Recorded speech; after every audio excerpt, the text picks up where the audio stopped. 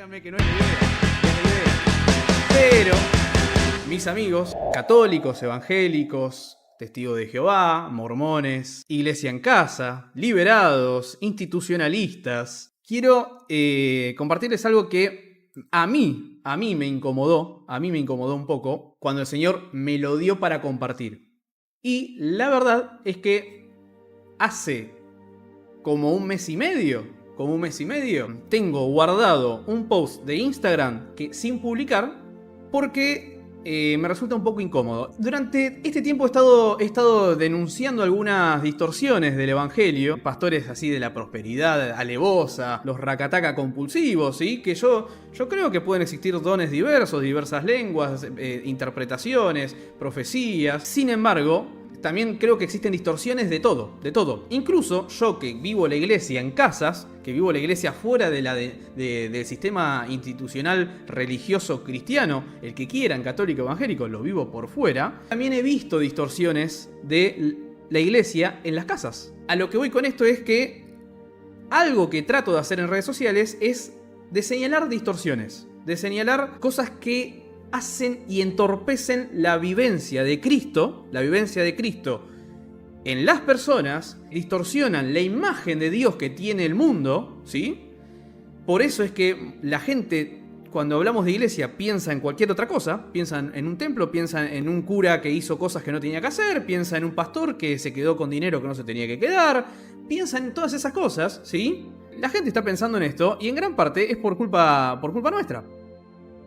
Por eso es que trato de señalar distorsiones. Y ahora les voy a mencionar algunas de las distorsiones que quizás ustedes han escuchado y que, gracias a Dios, muchas de esas han menguado, pero hay una que ha sido poco señalada y que está creciendo con más auge que nunca. ¿Han escuchado hablar del Evangelio de la Prosperidad? ¿Se acuerdan del Evangelio de la Prosperidad? Ese que se puso muy de moda en los 90, en los 2000. Ese evangelio que te decían que vos tenías que pactar, ofrendar, poner guita para que Dios te conceda un milagro, para que Dios te conceda una salida, para que Dios te conceda algún tipo de progreso, ¿sí? El evangelio de la prosperidad, muy famoso, se hizo muy famoso mucho tiempo. Había una época donde las personas que no eran parte del evangelio de la prosperidad, es como que estabas afuera, es como que, ¿cómo que no estás pactando? ¿No sabés que a mí se me fue una enfermedad por pactar? ¿No sabés que yo salí de un problema económico por pactar? Ese era el evangelio de la prosperidad. Un evangelio que utilizaban elementos del vocablo cristiano, a eso me refiero, para que pongas guita. Para mí, uno de los grandes referentes del evangelio de la prosperidad, en mi experiencia, fue el canal Enlace TVN. Yo recuerdo ser niño y ver a mi entorno mirar ese canal. Y de hecho poner guita y esperar una retribución de Dios por haber sido obediente a la llamada de los pastores. Y había pastores como Cash Luna y Rocco. Bueno, ahí conocí a algunos de los que años después iba a reaccionar a sus videos. Y ese era un poco el evangelio de la prosperidad, donde básicamente tu relación con Dios se basaba puntualmente en tu capacidad de dar económicamente. Era una transacción económica. Si vos eras fiel en eso, ibas a recibir un rédito. Esa fue una de las grandes distorsiones del evangelio durante muchos años, muy popular en muchas congregaciones, por lo menos de acá de mi ciudad, de Rosario, en Argentina. Fue muy popular el evangelio de la prosperidad. Por eso es que hoy hay tantos videos y tantos clips y tantas cosas dando vuelta del evangelio de la prosperidad, porque la gente lo hacía muy orgullosa, ¿sí? La gente es como que decía: ¡hey! Dios quiere que des, y si das, te va a sanar. Y si das, vas a salir de tus problemas económicos, ¿sí? Se los menciono como una de las grandes distorsiones famosas de la iglesia que, a mi criterio, hoy por hoy, han frenado, ¿sí? Por lo menos en su mayoría. Hay congregaciones que al día de hoy siguen con esta rosca de la prosperidad. Sí, por supuesto, los he visto. Pero no son tantos como hace 15, 20 años atrás. Otra gran distorsión que he visto del evangelio ha sido el cristianismo sensacionalista, ¿sí? El cristianismo sensacionalista, quizás no lo ubican tanto con esta descripción, era el evangelio donde todo tenía que ver con lo que sentías. Todo tenía que ver cómo te sentías, lo que sentías, el sentires por todos lados, por doquier. Vos le tirabas una refutación con un versículo bíblico a los que estaban metidos en el evangelio del sensacionalismo y te decían, ah, la letra mata. Te decían, ah, vos me querés correr con la Biblia, ¿sí? Sos un fariseo. Sos un fariseo. Los fariseos tenían mucha Biblia, pero poco espíritu. Por eso no sentís nada. No sentís nada. Capaz que estás en el medio de la reunión y en un momento paraba la prédica y te decía, siento que en este auditorio hay alguien que pasó por una situación muy difícil. Había 1000 personas que pasaron por situaciones difíciles, como pasamos todos. Cuando se empezó a acusar a estas personas de, che, vos tirás cosas muy genéricas, el poncho le cae a muchos, te tiraban el DNI. Hay una persona que su DNI termina con 347. El Señor me dice que tu sueño de viajar por el mundo se va a cumplir en los próximos 3 años. Era el evangelio del sentir. Sensacionalismo absoluto. Sensacionalismo absoluto. Super mega sensacionalismos. Uf, el sensacionalista para los que pasaban depresión. Durísimo. La verdad que sí. Pero es que a veces te tiraban esas. Siento que en este lugar hay una persona que estuvo pasando por una gran depresión. Chabón, estamos en una época donde los estímulos están elevados a la enésima. O sea, estamos todos depresivos. Tendemos a la depresión, al estrés, a los problemas, ¿sí? El evangelio del sensacionalismo. Y si no estabas en esa y querías caer con algún versículo bíblico, te sacaban de raje. Tirabas un versículo bíblico, no te quedaba uno. Creo que el evangelio del sensacionalismo se ha frenado también un poco en el último tiempo. Tanto sensacionalismo llegó a la gente a hacer locuras, cosas locas.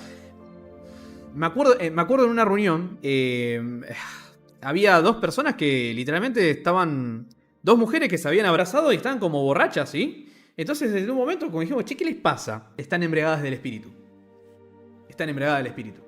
¿Sí? Si lo cuestionás es porque no lo sentís. ¿No lo sentís? ¿No te está pasando? ¿No sentís cosquilleo? ¿No sentís una corriente? ¿No sentís una electricidad?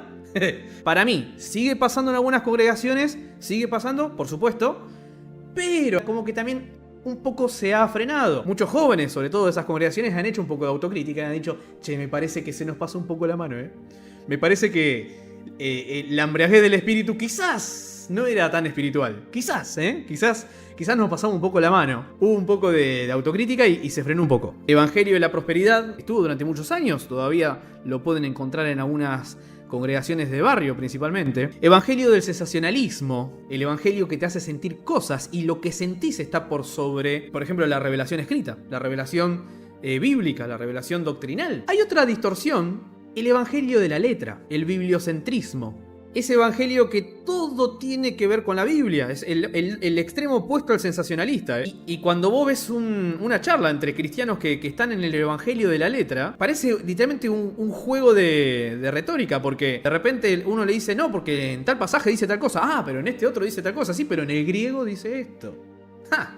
¿Griego dijiste? ¿Y en el arameo antiguo?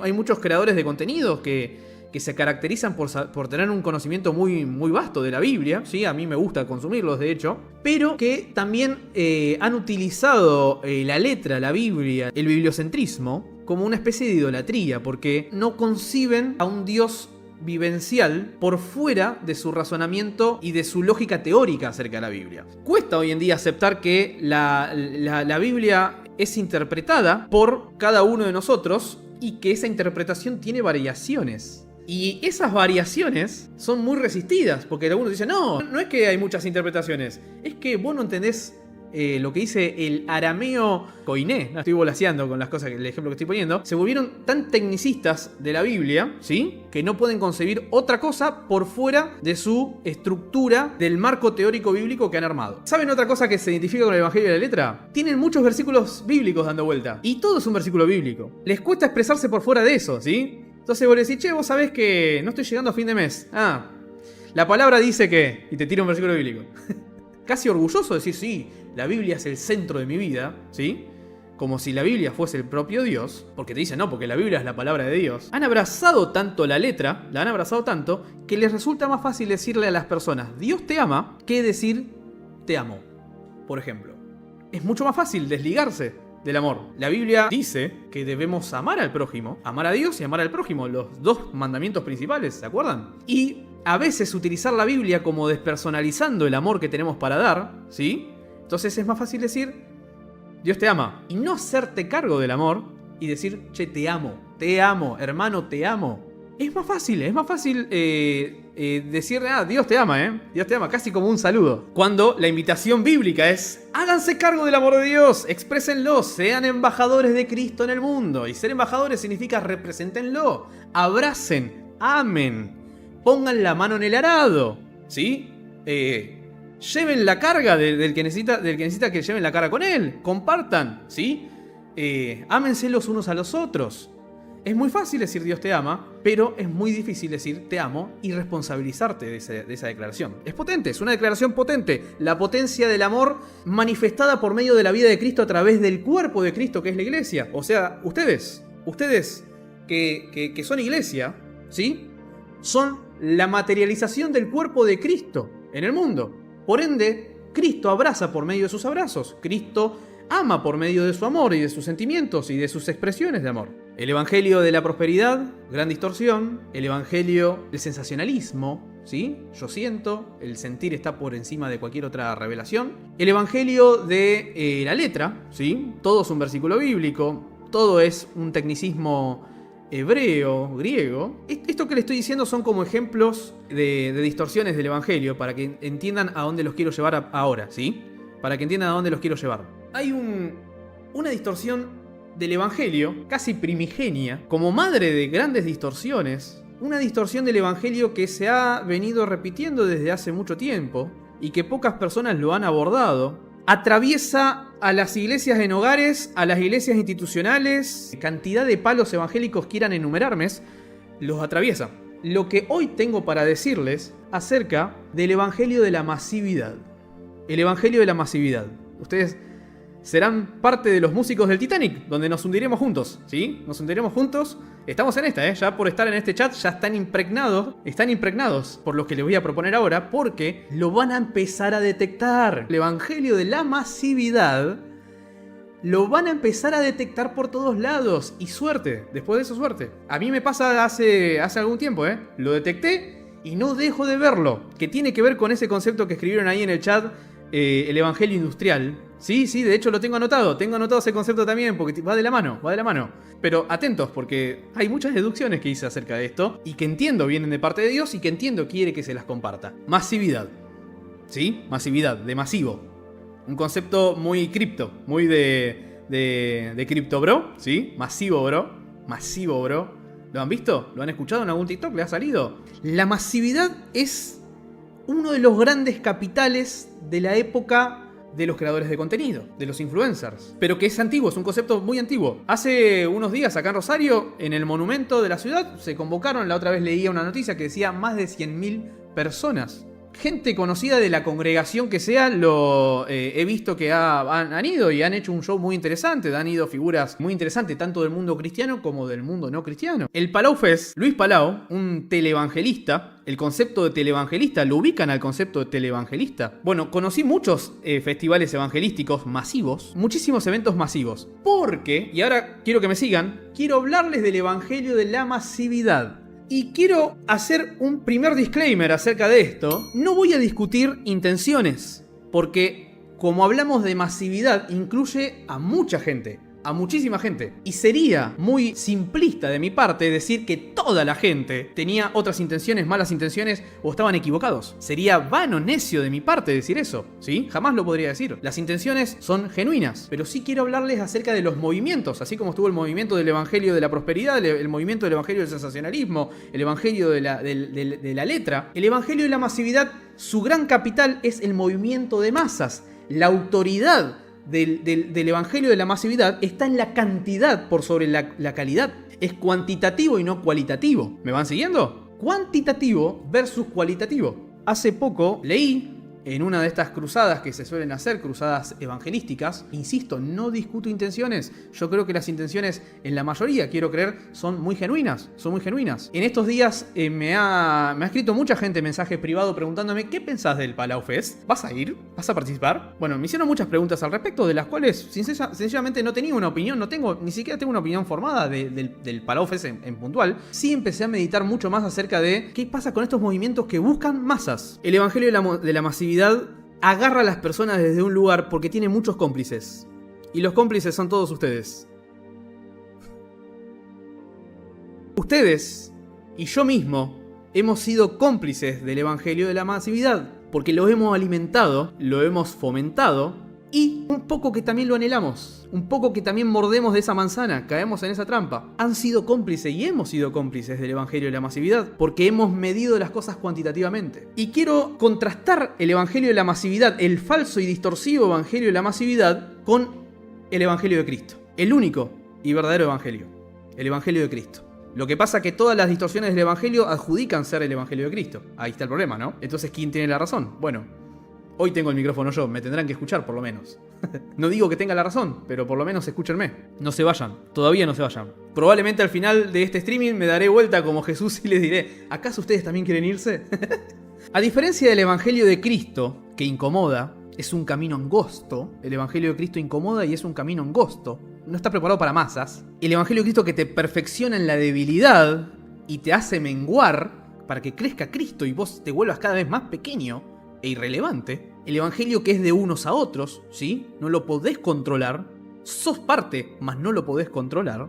El evangelio de la masividad, por otro lado, enaltece a pocos sobre muchos, sobre miles. Y su potencia radica en la cantidad y en la membresía. El evangelio de Cristo, el evangelio de la incomodidad, del camino angosto, el evangelio del menguar y del unos a otros. Pero el evangelio de la masividad es de unos pocos a muchos. De unos pocos a muchos. Es un evangelio muy de escenarios, muy de plataformas. Porque así como está pasando en este momento, donde yo soy el que les está hablando a algunos, lo ha hecho su manera de vida a esto. Por eso es muy difícil que un líder, que un influencer, que un cantante y vendedor de discos te hable acerca del evangelio de la masividad. Porque un poco le sirve. Franco, de Patafondo, había dicho un evangelio muy industrial. Es tal la masividad y la potencia de la masividad del evangelio, de este tipo de evangelio distorsivo, que hay una industria y hay puestos de trabajo y hay ingresos millonarios, facturaciones millonarias que dependen de esto, ¿sí? Entonces, es un poco imparable, ¿eh? Es un monstruo bastante imparable, porque se sustenta sobre eso. Se sustenta, lo romantiza, te dice, esa es la iglesia. La iglesia que es de unos pocos a miles, de unos pocos a miles, de un clero a un laicado, ¿te suena? Un evangelio de plataformas, de púlpitos, de micrófonos monopolizados, de monólogos, así como el que estoy haciendo yo. Y un evangelio que es raro que encuentres a alguien desde un púlpito diciéndote, che, somos todos cómplices del evangelio de la masividad. Hicimos de la masividad una moneda corriente en las iglesias. De hecho, es tal la masividad en las iglesias que a veces a las congregaciones se las conoce por el apellido de una única persona, por ejemplo, en nombre de la honra. La iglesia de Aplini, la iglesia del pastor Fulaneder, es medio alemán ese. El evangelio de la masividad te habla de Cristo entre multitudes, te menciona mucho los panes y los peces. Te lo recitan. A Jesús sanando a miles de personas, miles y cientos de personas, ¿sí? Es un evangelio de discursos, un evangelio de sermones, el sermón del monte. Pero no tiende a citarte a un Cristo cenando con sus discípulos alrededor de una mesa, donde evidentemente no eran tantos, el unos a otros. Un Juan recostado sobre el pecho de su maestro, escuchando el latir de su corazón. A charlas íntimas y profundas de Jesús con sus íntimos de los discípulos. No te habla tanto de eso, este evangelio. Mirá si eso hace que la gente deje de venir al culto. Mirá si la gente deja de asistir a los eventos. ¿Cómo vendemos entradas de recitales si no hablamos de las partes masivas y obviamos las partes íntimas? El evangelio de la masividad te va a hablar de la conversión de miles en el Pentecostés. Capítulo 2 del libro de Hechos. Pedro dando un discurso donde se convierten más de 3.000 personas en un mismo día. Y te van a decir, ¿ven? La primer campaña evangelística. El primer Palau. El primer Palau Fest lo hizo Pedro. Era el Pedro Fest. El Peter Fest. Pero no te van a hablar de la cantidad de veces que el libro de Hechos menciona la comunión de unos a otros y de cómo se reunían de casa en casas. No te van a hablar de eso. Te van a decir que a los sumos eran células, eran racimos, eran barcas, eran mesas, eran dependían del encuentro de las 3.000 personas. Era una dependencia, ¿sí? Una dependencia casi papal. Por eso, bueno, los católicos dicen, a raíz de esto, que Pedro fue el primer papa, ¿verdad? El primer papa, la primer cabeza de la iglesia por encima de multitudes. Fíjense que es muy loco, el protestante no cree en el papado de Pedro, pero en esta la cuela. En esta la deja pasar un poco, ¿sí? Como que... me sirve. Masivo, bro. Masivo, bro. El evangelio de la masividad, ¿saben qué tiene también como ventaja? Vende discos y entradas. El evangelio de Cristo te enseña a ser un adorador en espíritu y en verdad. El evangelio de la masividad te dice que tenés que comprar entradas o tenés que comprar discos o tenés que ir a un lugar para adorar. Pero el evangelio de Cristo te dice, ya no importa si es en Jerusalén o es en Samaria, la hora es en la que los verdaderos adoradores adoran en espíritu y en verdad, sin importar lugares, sin importar si es worship o si es corito. Lo que pasa que si nosotros disociamos tanto la adoración del worship, ¿cómo se mantendría la industria de la venta de discos o de las reproducciones de Spotify, de YouTube Music, de Apple Music, de las bandas worship? Que por cierto, yo las escucho, me encantan. Insisto, no es que yo estoy diciendo esto está mal. Solamente lo estoy llevando a niveles masivos, a niveles industriales, a niveles tan industriales y masivos que es distorsivo.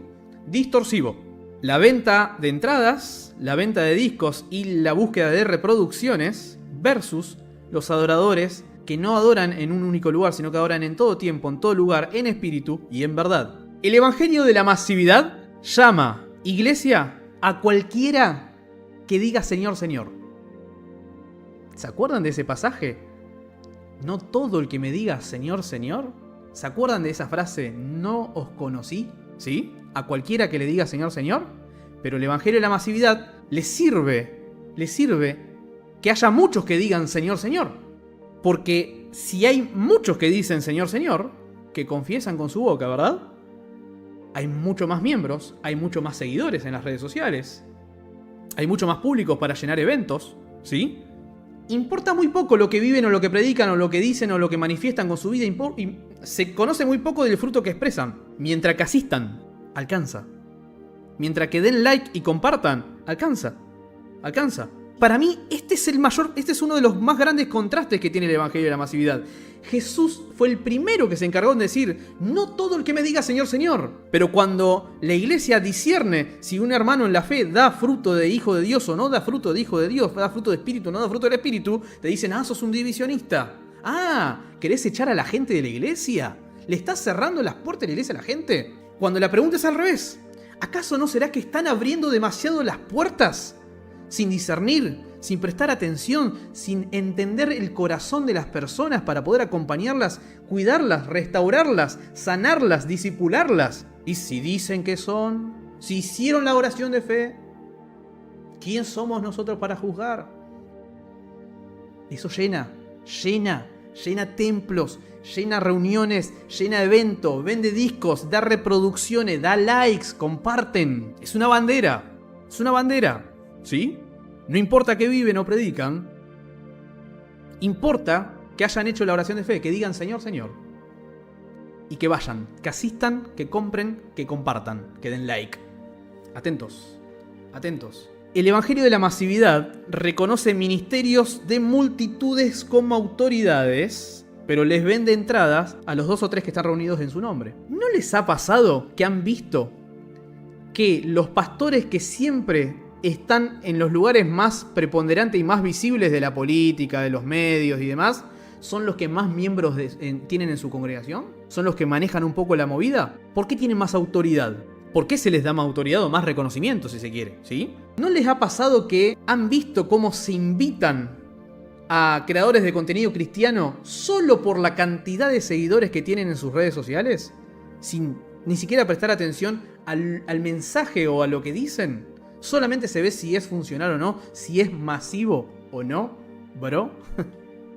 Atento con eso, La búsqueda de seguidores, los lugares de autoridad lo tienen aquellos que son más masivos. Si tenés una iglesia de 10.000 miembros, vas a manejar más la batuta del cristianismo, del evangelicalismo, del catolicismo, de la movida que sea, la vas a manejar más en tu ciudad en tu pueblo, en tu barrio, que el templito de la vuelta de tu casa, que no llegan a 60 personas. El pastor que tiene que laburar en la carnicería a la mañana y a la noche calzarse el traje, taparse la lastimadura de los cortes de carne porque tiene que exponer el sermón ante 20 personas, ¿sí? Versus el que viene y te estaciona en la puerta del templo con autos importados, ¿sí? ¿Quién tiene más chances de que se lo invite a predicar en un evento masivo? ¿Quién tiene más chances de que se le dé un lugar en la primera fila?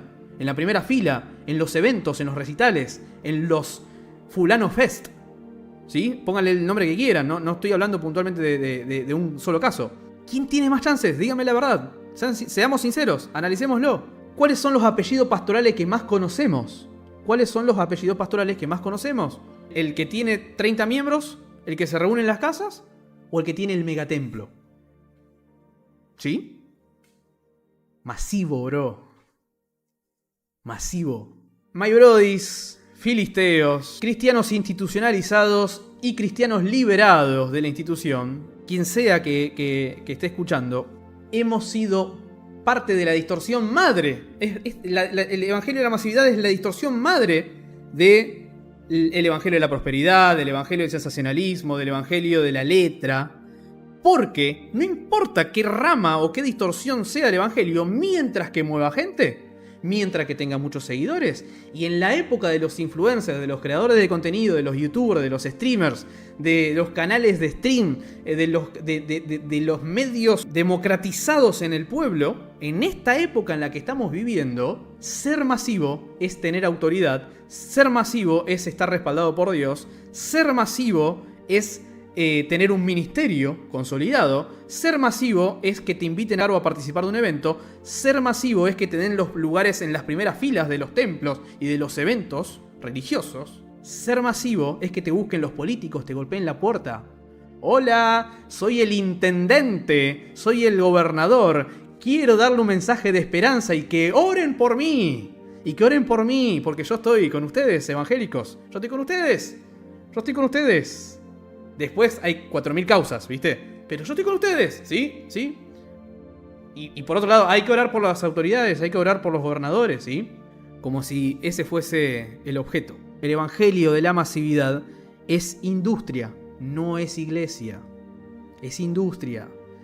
Tal es la masividad y el grado de distorsión que maneja, que hay una industria millonaria detrás de esto. Y algunos van a decir, ay, se puso conspiranoico Llorense. Se puso conspiranoico. Le encuentra el pelo al huevo siempre este Llorense. Y a mí me tocó esa parte, a otros les tocó la parte de ser masivos. Yo, si hay algo que el Señor me ha dicho es que no voy a ser masivo, jamás, jamás, jamás. Y probablemente si en algún momento hay cierta masividad en mi discurso, si en algún momento lo hay, va a ser el día que el Señor me diga, hasta acá llegaste, Llorense. Anda a laburar, no vas a vivir de esto, no vas a ganar plata con las redes, no va a pasar esto, no va a pasar. El discurso del evangelio de Cristo es contraintuitivo versus el evangelio de la masividad que es super mainstream y que garpa y que entra y que lo buscan y que es autoridad. El evangelio de la masividad es industria, no es iglesia. No todo es iglesia, no todo es evangelio y no todo es espiritual. My Brodis, filisteos, liberados, institucionalizados, disciernan.